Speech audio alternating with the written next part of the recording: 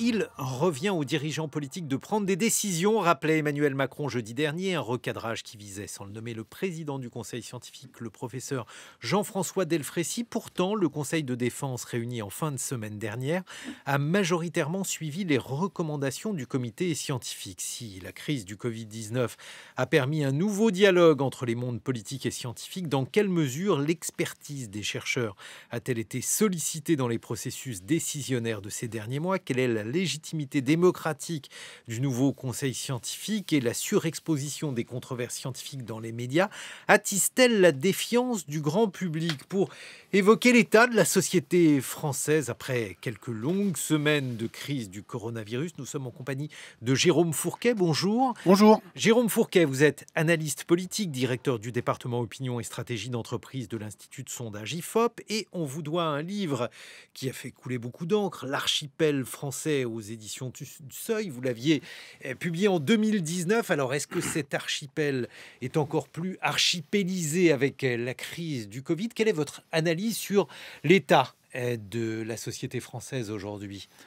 Alors, vous, vous avez parlé de ces longues semaines de confinement et vous vous souvenez que euh, beaucoup s'étaient hasardés à un pronostic en disant qu'il y aurait un monde d'avant et un monde d'après et que rien ne serait jamais plus comme avant à la suite de cette pandémie. Alors, nous ne sommes pas sortis totalement de la pandémie, encore loin s'en faut, mais on peut déjà dresser un certain nombre de constatations et parmi lesquelles nous pensons, nous, à l'IFOP, que en fait, on est plutôt sur une poursuite des tendances préexistantes que sur une rupture franche et nette par rapport à la période antérieure.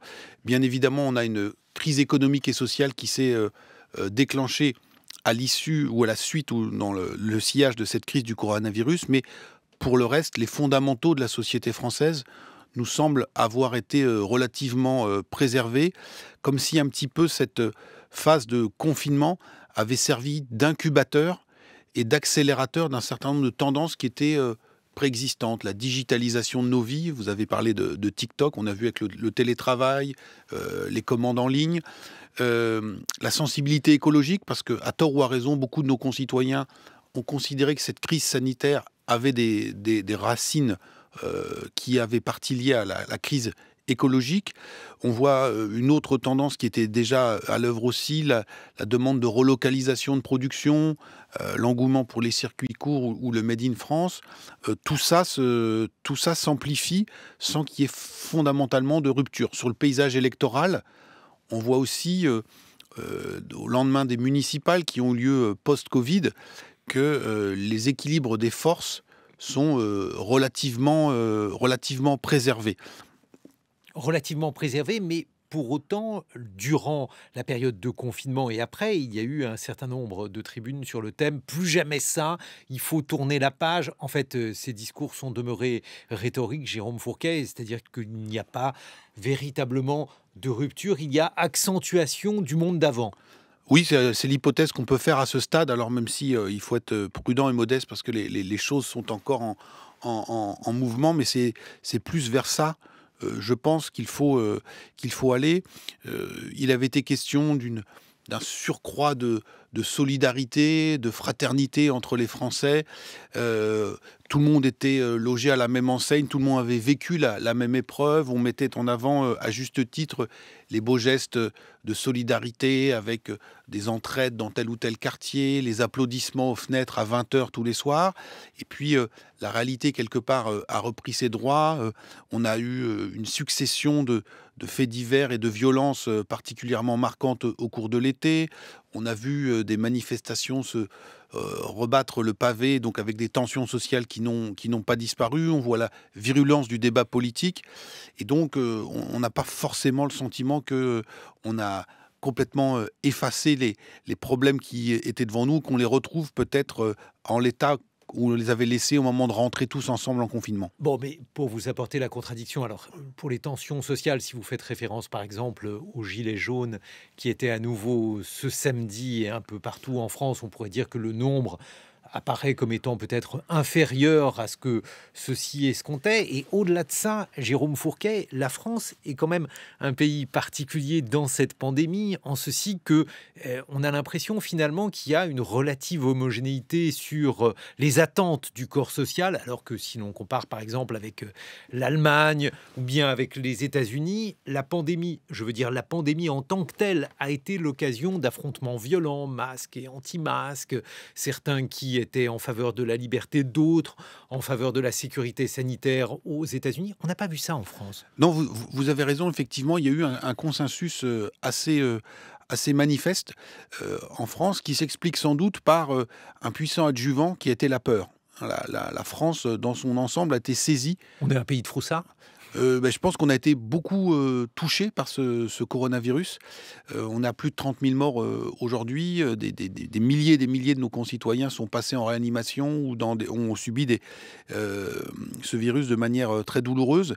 Et donc, autant on a eu des polémiques très françaises sur l'utilité avérée ou non de la chloroquine qui s'est...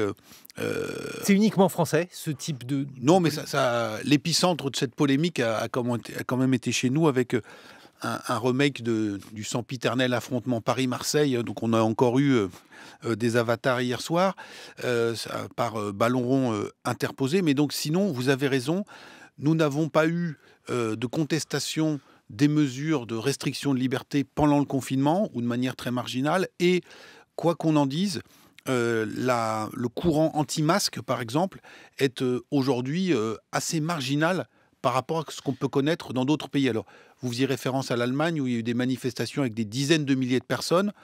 En France, la manif anti-masque, il y a une quinzaine de jours, c'était quelques centaines de personnes à Paris. Et dans les sondages qu'on a pu mener, 3/4 des Français sont favorables à l'extension du port du masque obligatoire dans la rue. Et d'après les données dont on dispose, alors c'est du déclaratif, mais 80% de nos concitoyens déclarent porter le masque. Aujourd'hui, dans les lieux publics, ils étaient à peine 9% la veille du confinement. Donc il y a un relatif consensus. Le débat a plus glissé sur le degré de préparation ou d'impréparation du gouvernement, plus que sur les décisions collectives qui ont été prises. Mais justement, Jérôme Fourquet, on a l'impression, par exemple, que le discours du Premier ministre Jean Castex a été perçu comme étant un peu décevant pour certains commentateurs parce que le Premier ministre n'édictait pas de nouvelles règles, il en appelait à la responsabilité individuelle et c'est comme si dans notre pays, il y avait une demande de règles sanitaires plus strictes. On n'a pas l'impression que les Français ont protesté alors même qu'il y a eu un certain nombre de règles et comme vous le rappeliez, par exemple en Allemagne, mais aussi aux États-Unis, pays qui a été très frappé par la pandémie, eh bien, il y a eu une protestation contre des règles sanitaires jugées trop aliénantes ou entravant la liberté des individus. Alors effectivement, c'est pas le constat qui s'impose. Encore une fois, je pense que la peur y est pour beaucoup. Le gouvernement a joué aussi sur ce sentiment, hein. On se rappelle l'ambiance qui régnait en France dans les premières semaines du confinement et la récente augmentation assez spectaculaire du nombre de cas en cette rentrée, eh bien, réactive cette peur. On est encore à 2/3 de nos concitoyens qui se disent inquiets pour eux-mêmes. Et donc tout ça constitue le soubassement de la relative acceptation des contraintes et des restrictions qui sont demandées à nos concitoyens. Là où le débat se déplace sans doute quelque peu, et là encore c'est très français, c'est sur l'opportunité ou non d'avoir des règles uniques sur tout le territoire. Et ça, on a vu des évolutions, des mouvements assez intéressants dans les enquêtes qu'on a pu mener pendant le confinement. Vous vous souvenez de ces fameuses cartes avec les zones vertes et les zones rouges et des débats sur le fait de savoir si c'était bien logique et utile que l'on décide depuis Paris si telle ou telle plage bretonne avait l'autorisation de rouvrir. Donc c'est plus sur le guide pratique. Je reviens encore sur les polémiques avec Marseille, l'heure de fermeture des terrasses et des restaurants, 23h, 22h, minuit, et qui la fixe? Est-ce que c'est Paris? Est-ce que c'est le préfet? Est-ce que c'est le maire? On est plus là-dessus que sur le bien fondé de ces mesures qui, encore une fois, sont relativement acceptées. Regardons aussi les files d'attente très, très spectaculaires qui se dessinent dès l'aube devant les laboratoires pour se faire tester. Si les Français prenaient ce virus par-dessus la jambe et considéraient en étant très nombreux que tout ça est un argument politique et du gouvernement pour asseoir son contrôle social sur la population, sans doute que les files d'attente seraient moins nombreux. Donc il y a cette inquiétude et les Français ont sans doute adhéré à l'idée que ce virus était une plaie contre laquelle il fallait se mobiliser collectivement. Mais alors, Jérôme Fourquet, si l'on vous suit, et si je vous ai bien compris, le monde d'après, c'est le monde d'avant en pire, ou en tout cas de manière accentuée. Alors, on va poursuivre votre hypothèse. Quelles pourraient être les conséquences politiques sur le monde d'après?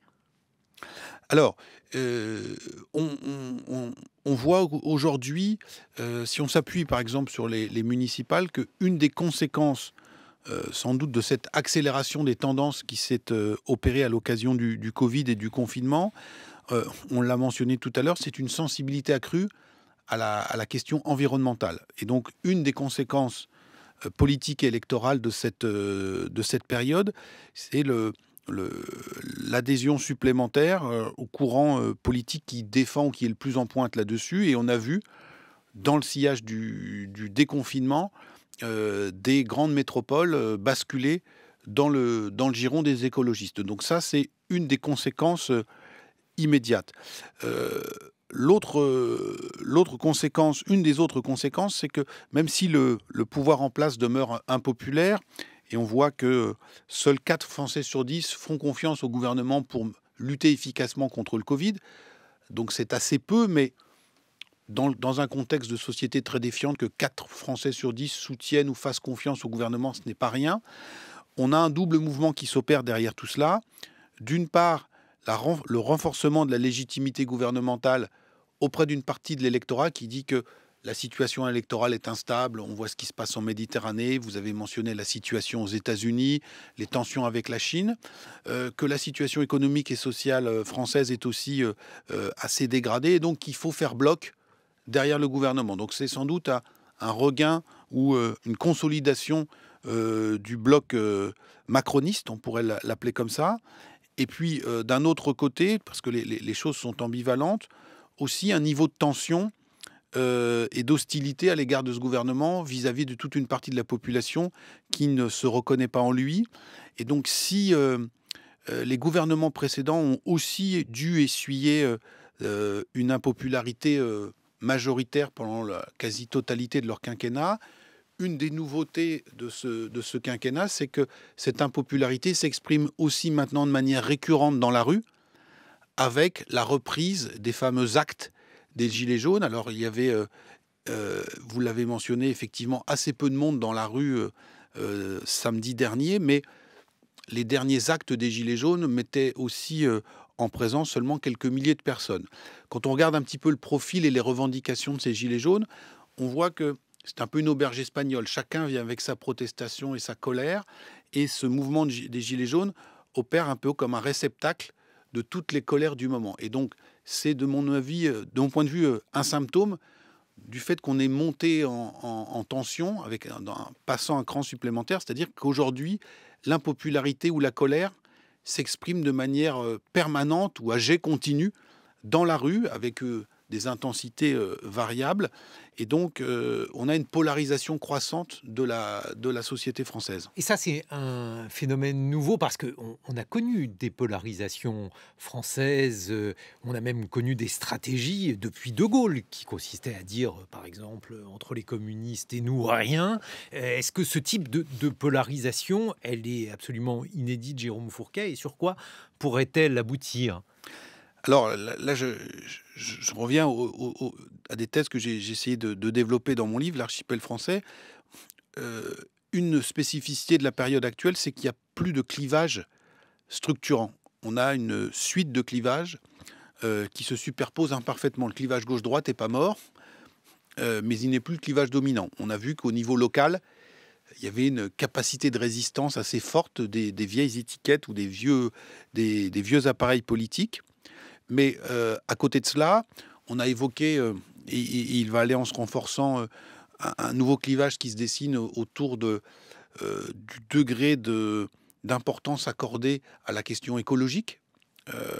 Et donc, avec ça ne recouvrera pas forcément le clivage gauche-droite. Et puis, on a un autre type de clivage qu'on pourrait appeler peuple contre élite, populiste contre soutien du gouvernement. Et ce clivage-là est puissant, mais autant un de ces pôles est relativement bien identifié, le pôle gouvernemental, autant le pôle d'en face est encore assez difficile à complètement cerner. C'est-à-dire qu'on voit bien le Rassemblement national, on voit bien Marine Le Pen qui s'est déjà déclarée pour la prochaine échéance présidentielle et qui essaye de capitaliser. Mais si on revient aux Gilets jaunes, on voit par exemple que cette colère ne débouche sur aucune figure. À la fois, il n'y a pas de soutien majoritaire de ces gens qui se reconnaissent dans le mouvement des Gilets jaunes, dans l'un ou l'autre des partis politiques identifiés. Et puis, ce qui est arrivé au comique Jean-Marie Bigard nous montre bien que, en dépit de ce qu'on a pu entendre parfois ces dernières semaines sur l'émergence spontanée d'une espèce de figure populiste hors système, eh bien que tout ça ne se déclarait pas ou ne se décidait pas d'un claquement de doigts. Et on a donc une forme de protestation latente qui peine à trouver un débouché politique. Une des interrogations qu'on peut avoir réside sur l'ampleur de l'abstention aux dernières élections municipales. Près de 60% des votants ne se sont pas déplacés, alors que c'est habituellement un scrutin qui fait voter les Français. On peut mettre sur, le dos du Covid, cette hausse de l'abstention. Ça vaut sans doute pour le premier tour, qui se déroule alors qu'on est au pic de l'épidémie. C'est sans doute un peu moins valide pour le deuxième tour des municipales, où l'enjeu était quand même très fort, et nous étions plus d'un mois après la sortie du confinement. La peur du virus a sans doute incontestablement joué, notamment vis-à-vis des personnes les plus âgées, qui constituent d'habitude des gros bataillons de votants. Mais on peut penser que derrière tout ça, cette colère peut se traduire aussi par un phénomène d'exit, c'est-à-dire qu'une partie des électeurs, tout simplement, se détournerait de la politique et s'exprimerait différemment, c'est-à-dire dans la rue. Jérôme Fourquet, on vous retrouve dans quelques instants. Vous avez notamment publié L'Archipel français aux éditions du Seuil. Vous serez en compagnie aux environs de 8h20 de Pierre-Henri Gouillon. Il est généticien et spécialiste de l'évolution et il est l'un des signataires de la tribune Covid-19. Nous ne voulons plus être gouvernés par la peur. En attendant, il est 8h sur France Culture. Très bon réveil, il est 8h17 sur France Culture.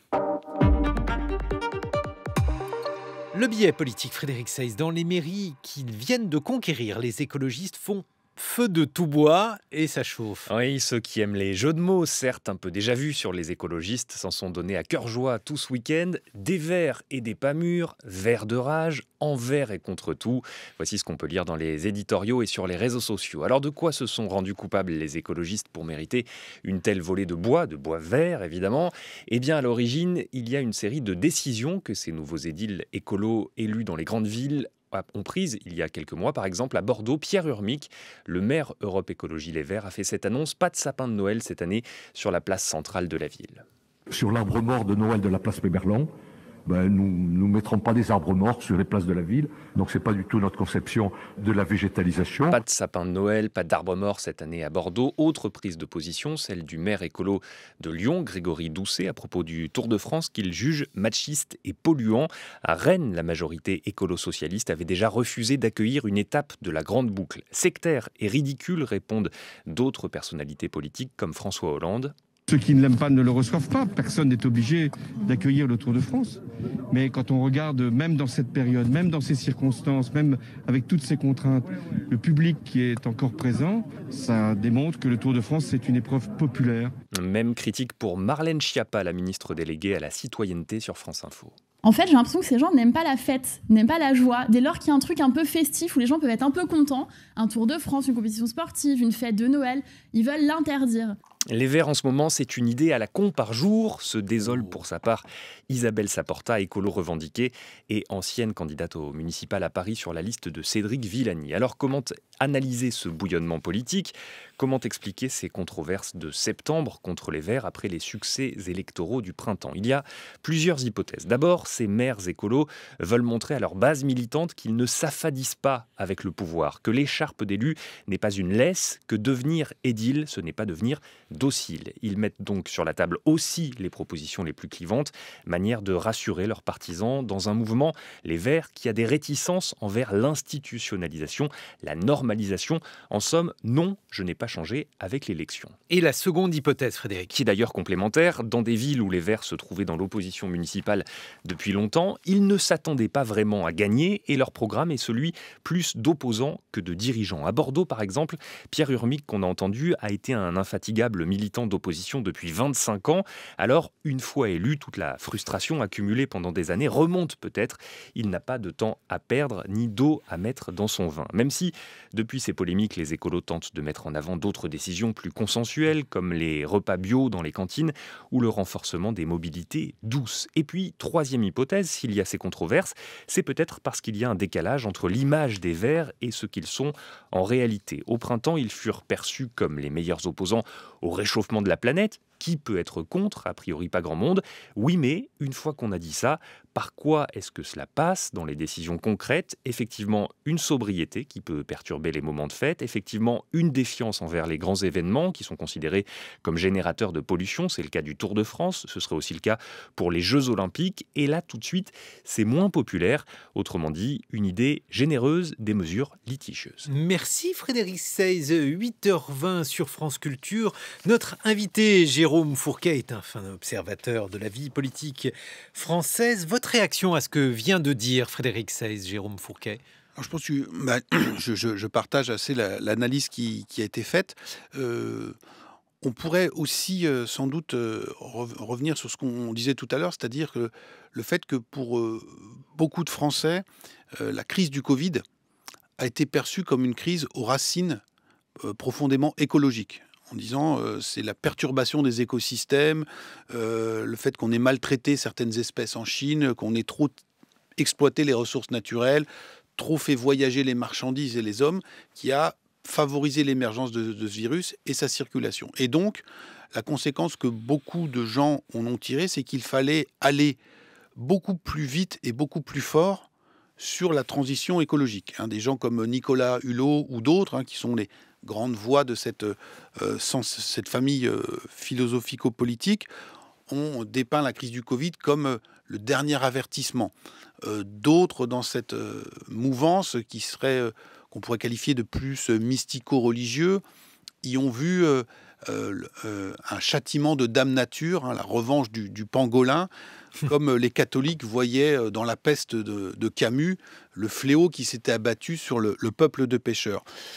Donc derrière tout cela, il y a l'idée qu'il faut aller beaucoup plus fort et beaucoup plus loin en matière de transition écologique. Et donc ces écologistes qui sont à la tête de grandes collectivités veulent marquer le coup.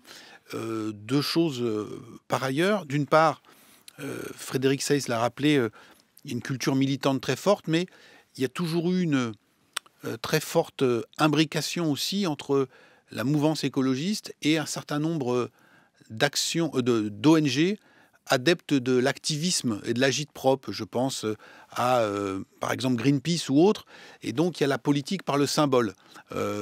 On fait on descend en rappel le long d'une cheminée de centrales nucléaires, on s'oppose à la chasse aux baleines, etc., etc. Et donc maintenant qu'ils sont en responsabilité, il y a une partie de ces écologistes qui veulent frapper les esprits avec des décisions très très symboliques.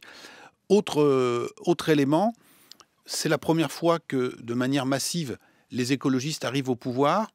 On a d'autres échéances électorales prochainement, les régionales, enjeu très important puisque ce sont des grandes régions désormais, et elles gèrent notamment tout ce qui est la question de l'aménagement du territoire et des transports, et puis bien évidemment derrière il y a la présidentielle. Et donc dans ce cadre-là, ces municipalités qui ont été conquises servent de vitrine en disant on sait gérer et on va vous montrer ce que c'est que une gestion écologique dans un contexte qui, plus que jamais, selon eux, appelle à l'urgence des actions.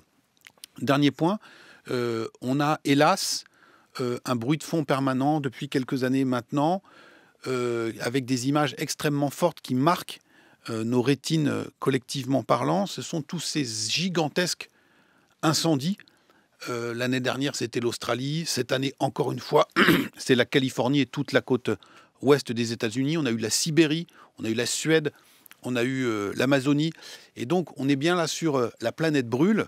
Et donc, il y a cette idée qui s'installe dans toute une partie de la population qu'on n'a plus le temps d'attendre et qu'il faut aller beaucoup plus vite. Alors, effectivement, ensuite, les débats vont aller bon train sur les modalités. Et donc, on a, ce qu'on disait tout à l'heure, une nouvelle ligne de clivage qui apparaît sur cette question de l'urgence écologique. Et puis, nous sommes en ligne avec Pierre-Henri Gouillon. Bonjour. Bonjour. Pierre-Henri Gouillon, vous êtes signataire de la tribune Covid-19. Nous ne voulons plus être gouvernés par la peur. Mais avant de vous entendre sur cette tribune, vous êtes généticien, spécialiste de l'évolution et professeur au Muséum national d'histoire naturelle. Lorsque l'on fait le lien justement entre la manière dont les écosystèmes ont été maltraités et cette épidémie de Covid, qu'est-ce que vous en pensez ?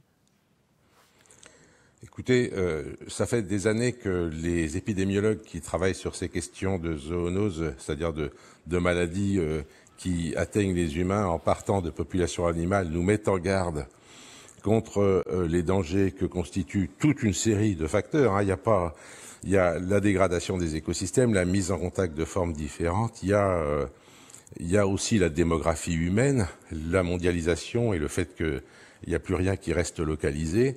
Tout ça crée les ingrédients d'épidémies dont on se doutait bien qu'elles allaient se produire un jour ou l'autre. Le problème avec les questions de biologie, de biodiversité, etc., c'est que on peut prévoir ce qui va se passer, on peut rarement dire quand et exactement comment. Vous voyez ? Donc c'est ça la différence avec le climat. Les climatologues, ils peuvent dire, bah voilà, on va réchauffer de tant de degrés, etc.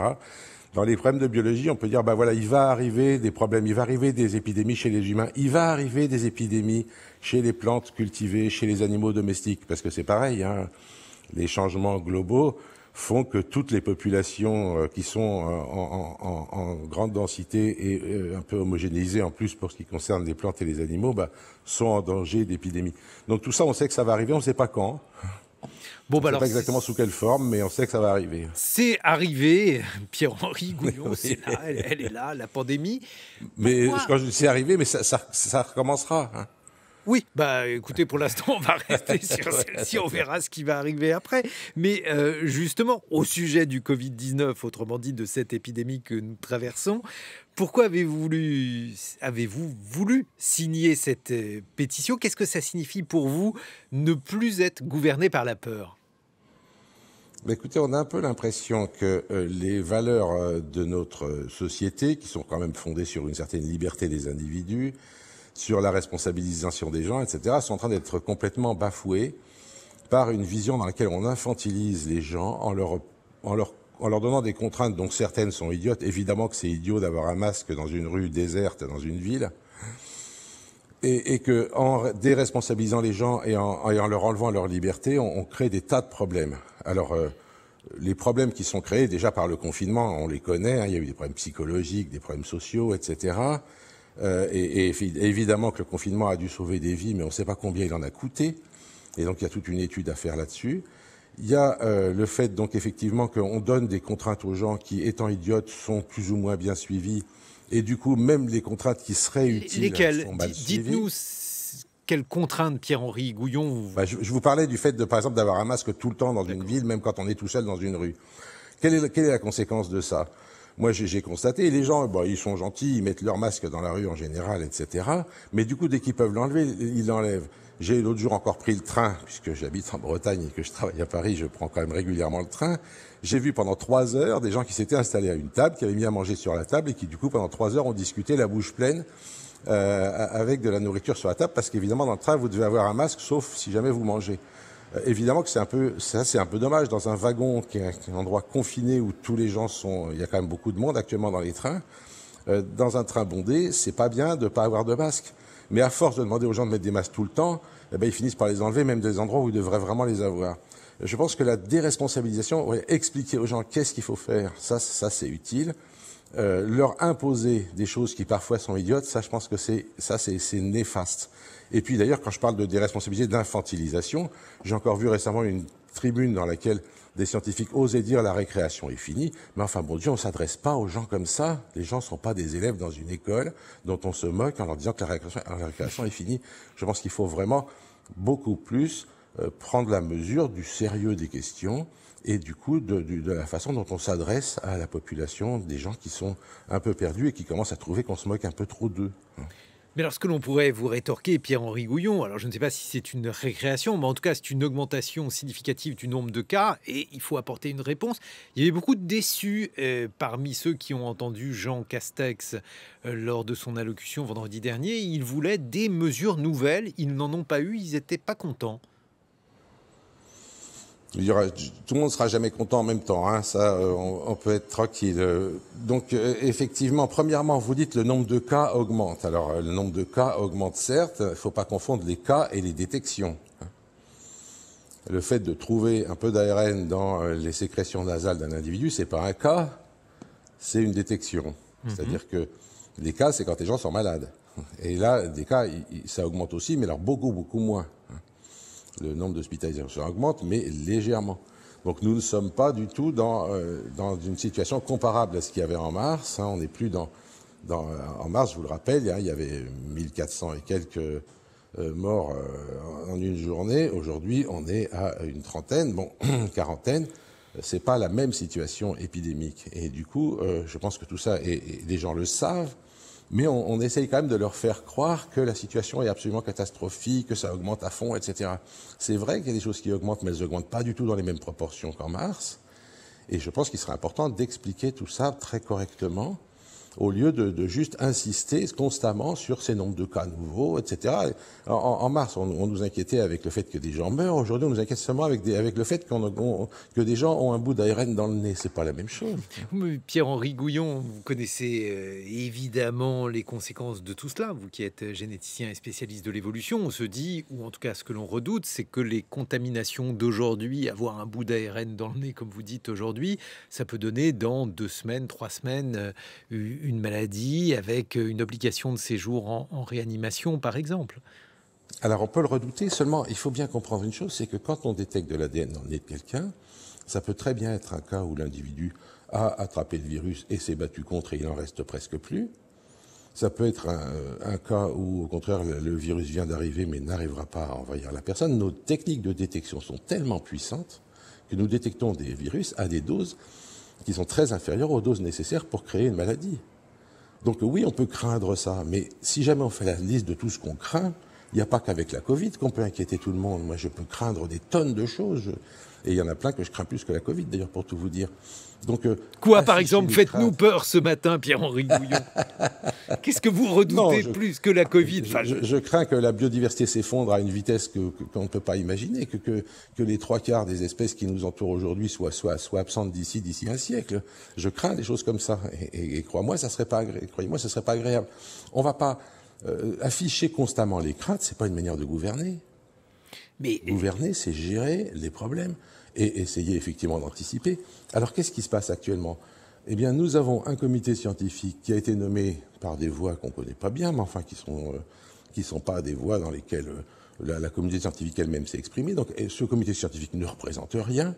La communauté scientifique dont je fais partie est très divisée. Il y a beaucoup d'avis différents.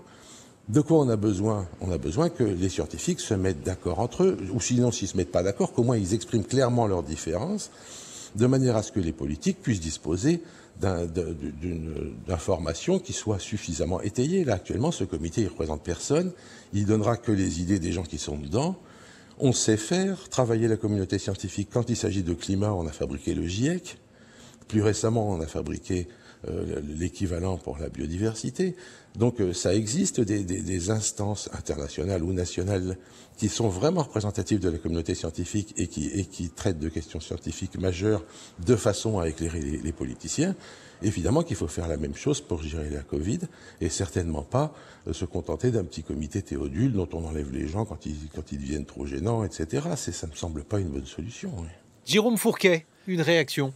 Oui, alors, mais ce qui a été dit ce matin est assez révélateur de ce à quoi on a assisté depuis le début de cette épidémie, c'est-à-dire des avis très divergents, pour pas dire radicalement opposés, en provenance de la communauté scientifique. Et ça a beaucoup déstabilisé toute une partie de l'opinion publique qui était habituée à ce qu'il y ait des controverses entre économistes, entre sociologues, mais beaucoup de Français qui n'ont pas forcément une appétence ou une connaissance très poussée sur des sciences plus dures, comme la biologie, la médecine ou autres, étaient dans l'idée qu'il y avait un consensus très très fort dans ces disciplines et qu'on allait avoir, une fois qu'on consulterait les experts, des avis qui seraient quasi homogènes et unanimes.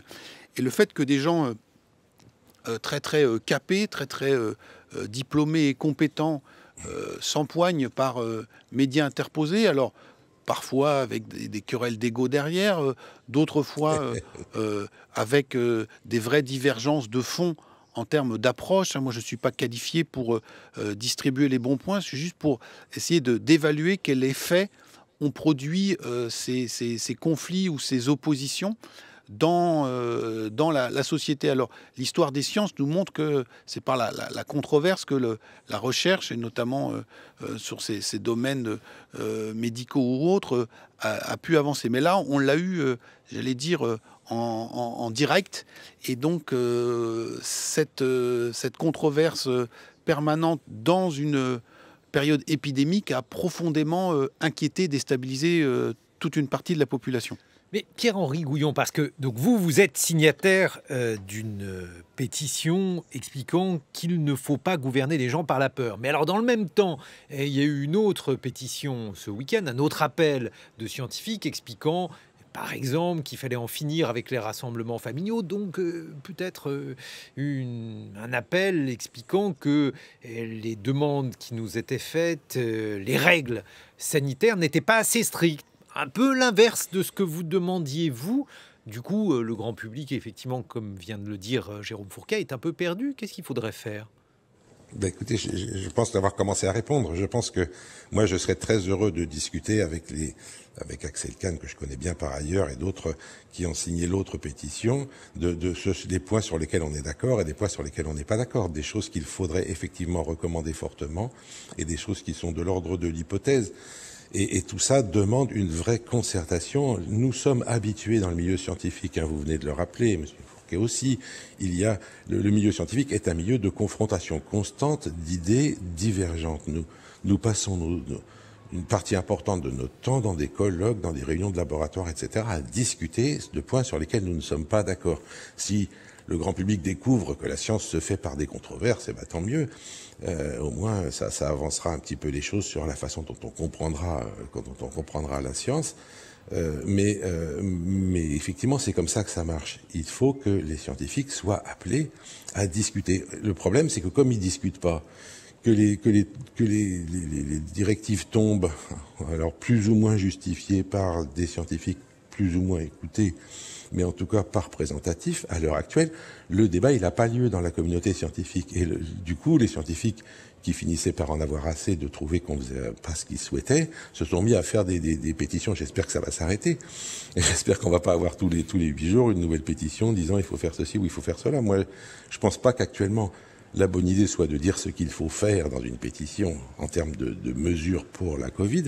Je pense que ce qui est logique, c'est de demander que soient mises en place des structures de concertation. Et je voudrais vous dire que si jamais il y a tellement de difficultés aussi, C'est un problème. Alors, excusez-moi, mais des controverses, on en a déjà vu. Par exemple, sur les OGM, tout le monde sait que les scientifiques sont pas tous d'accord entre eux. Donc, il y a plein des controverses. On en voit déjà dans des domaines comparables. Et pourquoi je dis comparable? Parce que il y a de la biologie, mais il n'y a pas que ça. Il y a de la biologie en général, de la biologie ici au niveau des molécules, au niveau de l'ADN, au niveau d'un virus, de la connaissance d'un virus, au niveau de l'épidémiologie. Là, ça devient déjà plus mathématique. Au niveau de l'écologie, parce que tous les problèmes de relations entre les humains et les animaux, le fonctionnement des écosystèmes, il y a de la démographie, mais il y a aussi des sciences humaines qui sont impliquées, évidemment, parce que tout ce qui se passe, tous les effets des mesures qu'on peut prendre dans nos sociétés vont agir sur les gens et avoir des effets qui peuvent être extrêmement lourds en termes psychiatriques, en termes médicaux, parce que si jamais les gens peuvent plus bouger, on diagnostique plus les maladies, on n'opère plus les gens qui ont besoin d'être opérés, etc. Donc, la quantité de matières différentes qui est impliquée dans la réflexion sur ce qu'il est bon de faire est très très grande.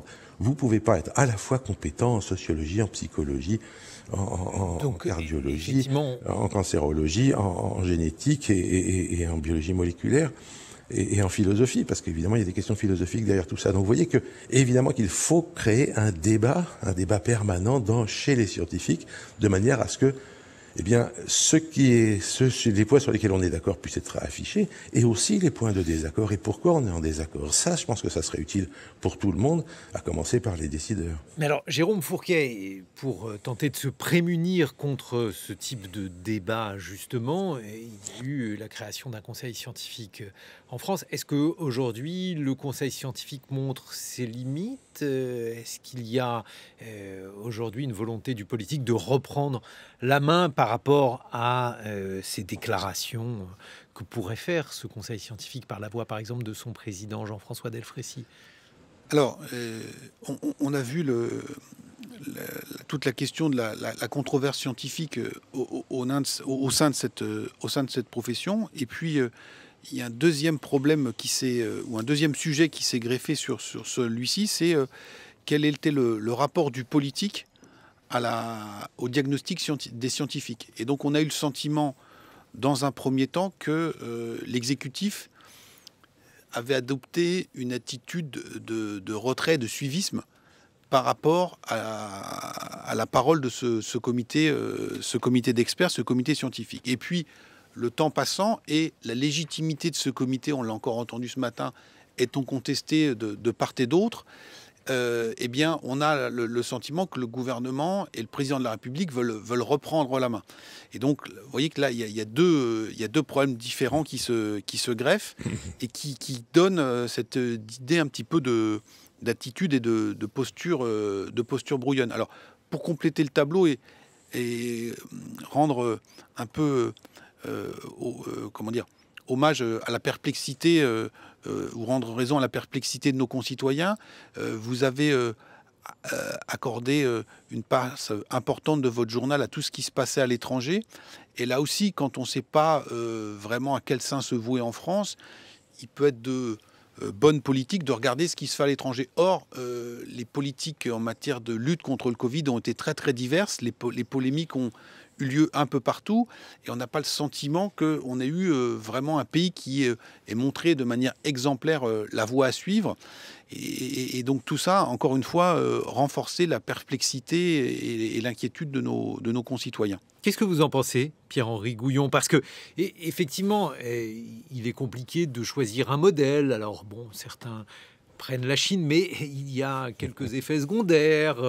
Bref, vous qui considérez qu'il faut faire confiance aux gens, quel pays pourrait faire figure de modèle dans sa gestion de la pandémie? Bon, moi, je ne veux pas prendre un modèle, mais je pense qu'effectivement, ça vaut la peine de regarder la différence entre le traitement qu'a donné, évidemment, la Suède, vous en avez parlé, la Chine ou d'autres pays, et regarder les conséquences de chacune des actions et les conséquences prévisibles, parce que si jamais les conséquences actuelles, vous pouvez très bien avoir une politique qui donne plus de gens malades et plus de morts aujourd'hui, mais en donnant moins demain, parce qu'une immunité est en train de se mettre en place. Donc c'est vraiment compliqué, et je pense que ça demande une vraie comparaison. Ceci dit, une des difficultés de la comparaison, c'est que tous les pays ne sont pas au même niveau en termes de système hospitalier, que le système hospitalier a été détruit progressivement par les gouvernements qui se sont succédés en décidant d'enlever des moyens, de demander des rentabilités qui n'avaient pas de sens, etc. Et donc, évidemment, si on casse le système hospitalier, après, on est moins bien placé quand il s'agit de résoudre un problème de crise comme la Covid. Un système hospitalier en mauvais état, des masques qu'on n'était plus capable de fabriquer, et du coup une communication quand même qui a été extraordinairement déficiente quand on nous a dit que les masques servaient à rien, alors que s'il y a un truc qui sert à quelque chose, c'est quand même bien les masques dans certaines conditions. Et ensuite dire le contraire, on voit bien qu'effectivement ce qui a été fait en France n'était pas exemplaire. Je pense qu'aucun pays n'est complètement exemplaire, mais comparer les différents pays et essayer de regarder ce que ça pourra donner comme conséquence à long terme en utilisant les données qu'on a actuellement et des modélisations, parce que évidemment si on veut prédire ce qui va se passer dans l'avenir, il faut passer par des modélisations mathématiques, des modélisations d'épidémiologie, de démographie. Tout ça, on sait le faire, ça demande du temps. Et puis, ça demande aussi de la controverse, parce qu'évidemment, différents modélisateurs vont prendre en compte des éléments différents du système et arriver à des conclusions différentes. Donc, il va falloir, exactement comme pour le climat, il a fallu du temps pour arriver à faire converger les différents modèles. On y arrive, on sait faire ça. Ça demande du temps et ça demande du travail. Jérôme Fourquet, un mot de conclusion, parce que finalement, on considère souvent que la France est un pays cartésien, rationnel, et aujourd'hui, les questions que nous avons à trancher sont des questions scientifiques. Est-ce que l'opinion, telle que vous la scrutez, se révèle rationnelle, ou bien au contraire, y a-t-il une défiance à l'égard de la science ? Alors, il y a la science et les scientifiques. En dépit de ce qu'on a dit tout à l'heure, c'est-à-dire le désarroi qu'a causé la controverse publique, on voit dans les enquêtes que les scientifiques bénéficient toujours d'une cote de confiance qui est relativement élevée et qui ferait pâlir d'envie un certain nombre de corporations, ce qui explique peut-être sans doute pourquoi, comme on l'a rappelé tout à l'heure, au début de la pandémie, le réflexe du gouvernement était de coller aux avis des scientifiques en disant cette corporation bénéficie encore d'un soutien. En revanche, à côté de cela, sur la confiance dans la science, ce qui va souvent de pair avec la confiance dans le progrès, on voit là que c'est beaucoup plus bataillé. Des enquêtes, par exemple, des sondages qui ont pu être menés en interrogeant les Français sur le fait de savoir s'ils se feraient vacciner si jamais était mis sur le marché un vaccin anti-Covid, eh bien montraient des résultats qui étaient très très partagés. Et on a eu dans d'autres périodes d'autres enquêtes qui montraient que le mouvement qu'on appelle anti-vax est assez développé en France, qui est pourtant le pays de Pasteur. Merci à tous les deux. Merci Pierre-Henri Gouillon, vous êtes généticien. C'est qu'il n'y a pas que... Il y a la science, il y a les scientifiques et il y a les industriels. Il faut quand même bien voir que les intérêts financiers dans ces affaires sont tels que de temps en temps, on peut se poser des questions sur l'objectivité de ce qui est raconté. Merci Pierre-Henri Gouillon. Vous êtes généticien et spécialiste de l'évolution et professeur au Muséum national d'histoire naturelle. Et merci à Jérôme Fourquet qui a notamment publié L'archipel français, naissance d'une nation multiple et divisée. C'est aux éditions du Seuil.